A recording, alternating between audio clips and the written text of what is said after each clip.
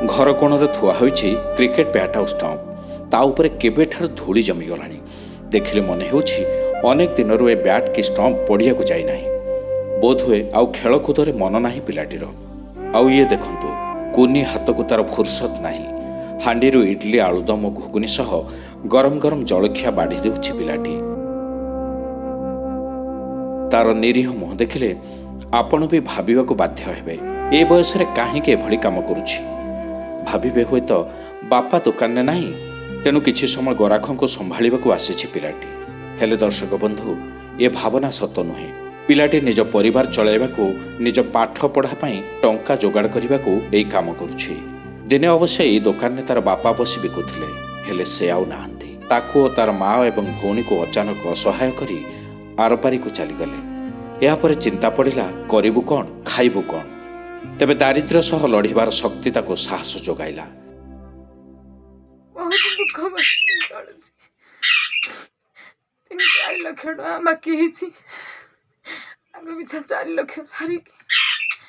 कौन सी उपाय नहीं। मेडिकल नेला डॉक्टर कहले ए रोग के भल हम आद्य तुमड़ा को फेरिक आस घरे जति दिन बंचा कथा से दिन बंचले बाट धरी चली 4-5 लाख टका बाकी बर्तमान छोट पुअटे छोट ता भविष्य नष्ट करके मुझे पाठ पढ़े न पारिकी बेपार कि भुवनेश्वर बाणीविहार कैंपस रे थिबा तार बापा ठेला गाड़ी रे इडली बिकिबा आरंभ कला ए नवम श्रेणी छात्र। ना तार अमित पृष्टि। सेथिलागि खेल छाड़ी मुंडाइला परिवार रो बोझ। क्रिकेट बैट छाड़ी धरिला डंकी और करचुली। पाठ पढ़िबा को भारी इच्छा, हेले आगे पेटरे दाना पड़िले तो किछि करि हेबो। तेणु एया भाबी बापांको परे से कांध को नेछि घरर दायित्व। केमिति कोन अपन छोट पिलाटी केमिति कोन अपन बिजनेस करछंती। लोक मान तो खाई दे पळे जाउथिबे आ अपन पैसा दउ नथिबे, तो से जगह कोन करथि सेनके करना दे अपन खाइले पैसा दियंते। अपन ए बिजनेस काई कले? अपन तो पाठ पढ़िबा कथा घर चलेबो केन बिजनेस करिबो काई कि अपन बापा करथिले एडी करबो। बाबा करथिले। बाबा हेबे बाबा मरी केते वर्ष ले? 2 वर्ष ओ सेट पे अपन एटी बिजनेस करछले। ए बिजनेस कटिबा दादा अपन को परिवार प्रतिपोषण एथिरे होइछंती। अपन छोट प्लेटे सिकले घरे अन्य माने के करि पठाते तो अपन कले घरे बड़ लोक अच्छे से करते कि अपन कले सर घरे माँ दीदी भौण अच्छे से आसिक निज निज गोड़े निज ठिया माने घर बना आसिक बिके। मंचेश्वर चकेसियाणी हाड़बाई बस्ती रुहे अमित। घरे बड़ भौणी और माँ। भौणी कॉलेज रे पाठ पढ़े आ अमित पढ़ुछि चकेसियाणी सरकारी स्कूल में। घरे समस्ते मिसी आलुदम घुगुनी और इडली तैयारी करिबा परे ताको ऑटोरे बोझाई करी सकाळु सकाळु अमित आसी पहुंची जाए दुकान ने।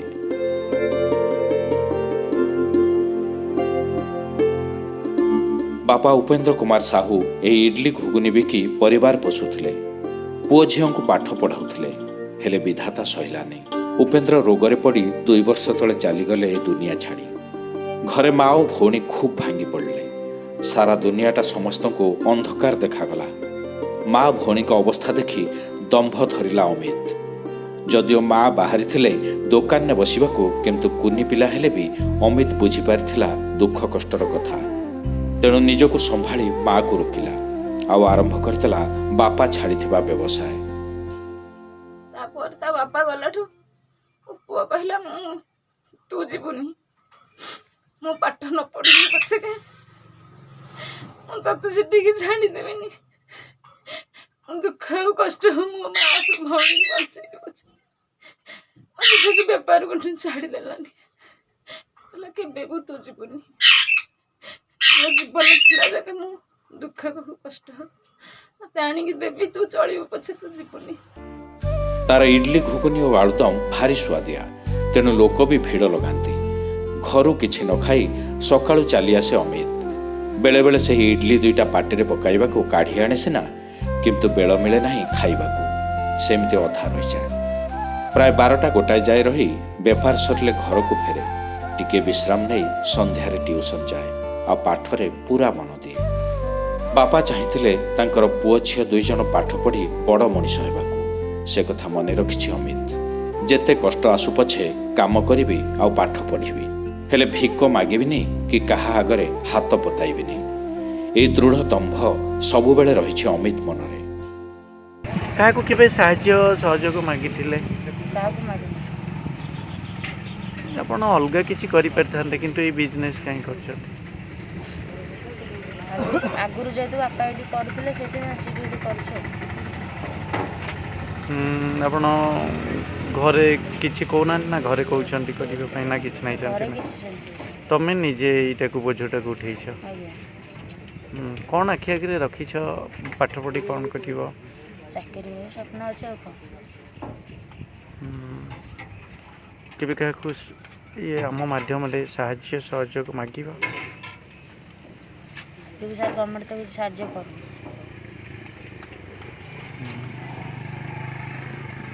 ଘରେ ଆଉ କିଏ ସବୁ ଅଛନ୍ତି? ଭଉଣୀ, ମୁଁ, ଦିଦି, ବୋଉ। ସେମାନେ ଏଇଥିରେ ସହଯୋଗ କରନ୍ତି? ଆଜ୍ଞା। କେତେ ଖଣ୍ଡେ ଏଇଠି ଆସେ ସେଲ୍ କର? କେତେ ଖଣ୍ଡେ? 1500-1600 ଟଙ୍କା। କେତେ ସେଲ୍ କର? ମାନେ ଏଇ ଯେଉଁ କେତେ ଖଣ୍ଡେ ଇଟିଲି ତିଆରି କରିକି ଆଣ ଏଠି? ସେଥିରେ 7-8ଟା ଇଟିଲି ଅଛି। ଏତେ ଗୁଡ଼ା ଇଟିଲି କେମିତି ଟେକିକି ନିଜେ ଆଣ ନା କି? ଅଟୋରେ। ରହିବା ପାଇଁ ଆଜ୍ଞା କୋଉଠି ସାହସ ନାହିଁ। ଗାଁକୁ ଗଲେ ବାସନ କୁସନ ମାଜିବି, ତାହାର ପିଲାମାନଙ୍କୁ ପୋଷିବି ଛଡ଼ା ଆଉ ମୋର କିଛି କୋଉଠୁ ଆଣିବି? 1,00,000 ଟଙ୍କା ଆଣିଲେ କୋଉଠି ଦୋକାନ ଟିକେ କରିବି, କୋଉଠୁ ଆଣିବି ଯେ ମତେ କିଏ ଦବ ଯେ? ମୁଁ ମୋ ଦୋକାନ ଟିକେ ଗଲେ ମୋ ପିଲା ମା ପୁଅ ଆମେ ଚଳିବୁ। କାଲି ଝିଅକୁ ଆସିବି ପର ଘରକୁ ଦବାକୁ ମୋର ଗୋଟେ ଟଙ୍କାଟିଏ ବି ନାହିଁ। ଯାହା ଯୋଉଠି ରଖିଥିଲି ସବୁ ତକ ବାବୁଙ୍କ ପିଛା ସାରିଦେଲି। ଶେଷକୁ ନିରାଶ କରିବାର ସେଥିଯୋଗୁଁ ମୋ ପିଲାଙ୍କୁ ଦେଖିଲେ ମୋ ଛାତି ଫାଟି ଯାଉଛି। ଗଭର୍ଣ୍ଣମେଣ୍ଟ ଖାଲି କେବଳ ଆମର ଯାହା ମୋର ଏଠି ରାସନ କାର୍ଡଟି ଅଛି ସେତିକି ପାଇଲି। ଆଉ ମ୍ୟୁନିସିପାଲିଟିର କୋଉଠି କୌଣସି ବସ୍ତିରେ ବି କରେଇଦେଲେନି। ଆଉ ବସ୍ତିରେ ବି ଜାଣିଲେନି ଯେ ମା ପୁଅ ଯୋଡ଼େ ଦୁଃଖ କଷ୍ଟରେ ରହୁଛନ୍ତି, ଗଭର୍ଣ୍ଣମେଣ୍ଟରୁ କିଛି କରେଇଦେବା। ସେମାନେ ବି କିଛି ସାହାଯ୍ୟ କରିଲେନି। ହେଲେ କରିବା ପାଇଁ ଆଗକୁ ସାହାଯ୍ୟ କରିବା ପାଇଁ ମୋ ପିଠିରେ କେହି ନାହାନ୍ତି।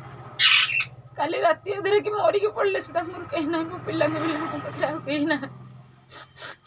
ଖାଲି ଭଗବାନଙ୍କୁ ଆଶ୍ରା କରିକି ମୁଁ ଦିନ ରାତି ପଡ଼ି ରହିଛି। ବାପାଙ୍କର ଇଚ୍ଛା ଥିଲା? ବାପାଙ୍କର ବହୁତ ଇଚ୍ଛା ଥିଲା ଝିଅକୁ ଗୋଟେ ମେଡିକାଲରେ ରଖିଥାନ୍ତେ, ପୁଅକୁ ବି ଗୋଟେ ପାଠ ପଢ଼େଇ କିଛି ଦେଇଥାନ୍ତେ। ତା ବାପା ମୂର୍ଖ ହେଲେ କ'ଣ ଅଛି? ସେ କହିଲେ ମୁଁ ଯେତେ ପରିଶ୍ରମ ହଉ ପଛେ ମୋ ପିଲାଙ୍କୁ ଏଇ ଜଳଖିଆ ବେପାର କରିକି ମୋ ପିଲାମାନଙ୍କୁ ଯୋଉଠି ହେଲେ ମୁଁ ମଣିଷ କରିବି। ହେଲେ ଭଗବାନଙ୍କର ସେଇଟା କିଛି ହେଲାନି। ଆଶାରେ ରହିଗଲା। ତା ବିଷୟରେ ଜାଣିବା ପରେ କିଛି ସହାୟତାର ହାତ ବଢ଼ିଛି, ହେଲେ ତା ପରିବାରର ସ୍ଥାୟୀ ଆର୍ଥିକ ସମାଧାନ ଏବଂ ତାକୁ ବିନା ବାଧାରେ ପ୍ରତିବନ୍ଧକରେ ପାଠ ପଢ଼ିବାର ସୁଯୋଗ ମିଳିବ ତ? ଆପଣ ବି ତାକୁ ତାର ଜୀବନ ସଂଘର୍ଷରେ ସହାୟତା କରିପାରିବେ। ଅମିତକୁ ଯୋଗାଯୋଗ କରିବାର ଫୋନ୍ ନମ୍ବର ହେଉଛି 9937962356। ଭୁବନେଶ୍ୱରରୁ ରାଜାଙ୍କ ରିପୋର୍ଟ, କେ ନ୍ୟୁଜ୍ ଓଡ଼ିଶା।